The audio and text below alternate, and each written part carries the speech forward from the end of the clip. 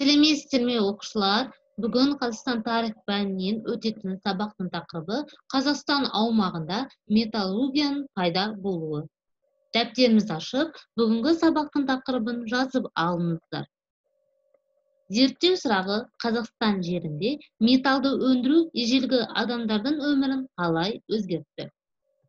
Сабақтың мақсаты металл өндірісін шаруашылыққа тигізген әсерін анықтайсыздар. Металлургияның қоғамдық өзгеріске жетістігін білесіздер. Ең алдымен оқушылар білімнің сайтын пайдаланып, Қазақстан аумағында металлургияның пайда болуына байланысты бейнематериал көретін боласыздар.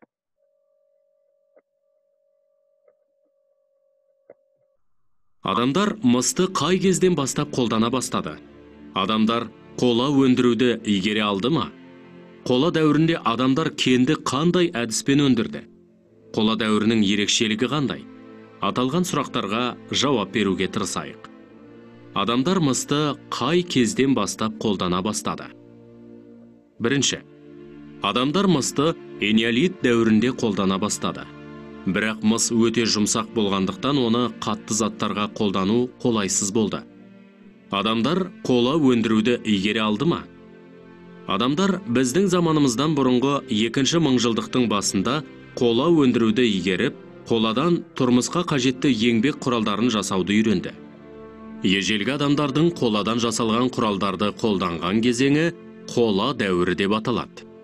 Қола табиғатта таза күйінде кездеспейді. Ол негізінен мыс пен қалайының қосындысынан алынады. Мыспен салыстырғанда қоладан жасалған құралдар қатты әрі берік болды.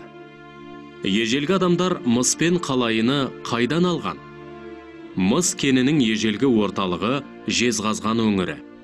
Қаныш Сәтбаевтың дерегі бойынша Жезқазған өңірінен 1 миллион тоннадай мыс рудасы өндірілген. Ал Нарым мен Қалба Атасуда қалай өндірілген. Ақжал, Көкшетау, Балажалда алтын өндірілген.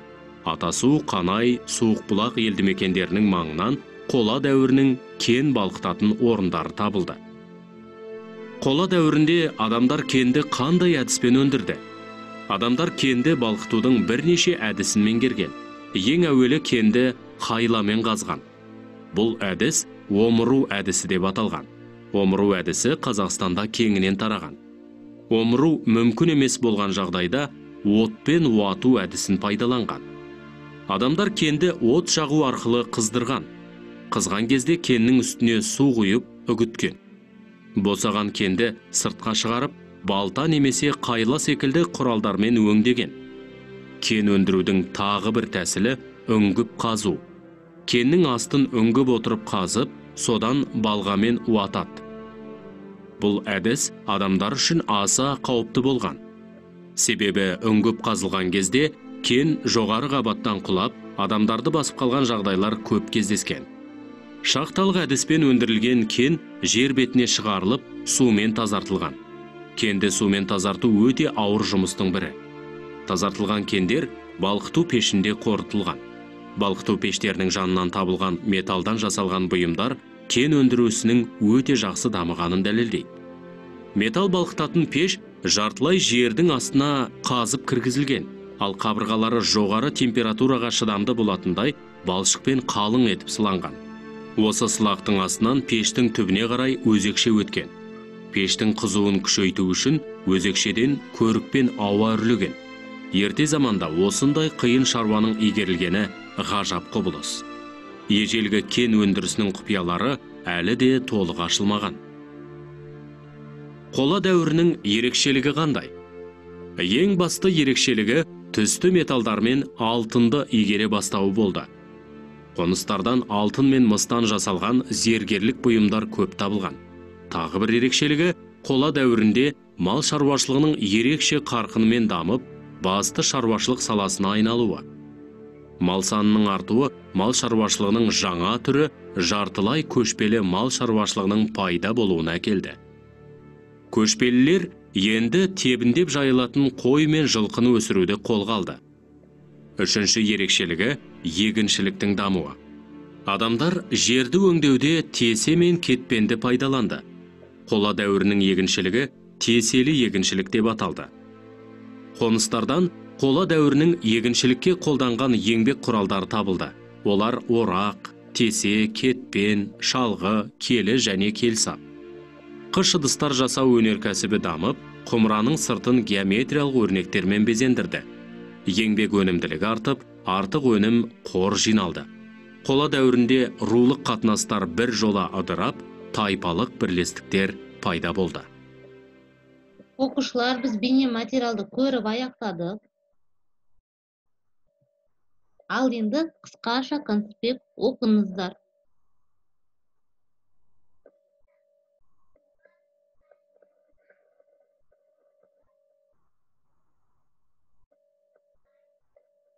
Оқушылар, қысқаша конспектті оқып аяқтасаңыздар, тапсырма орындайық.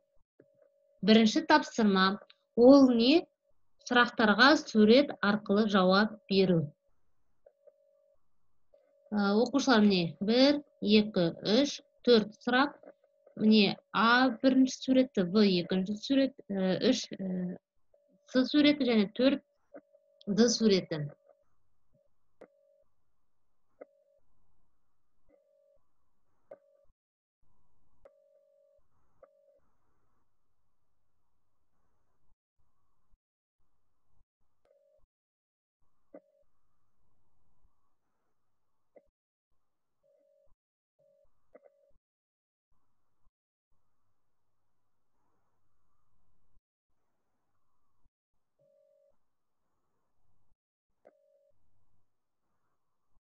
Оқушылар, бірінші тапсырмамызды орындап болсақ, екінші тапсырмамызды орындайық. Екінші тапсырма тест.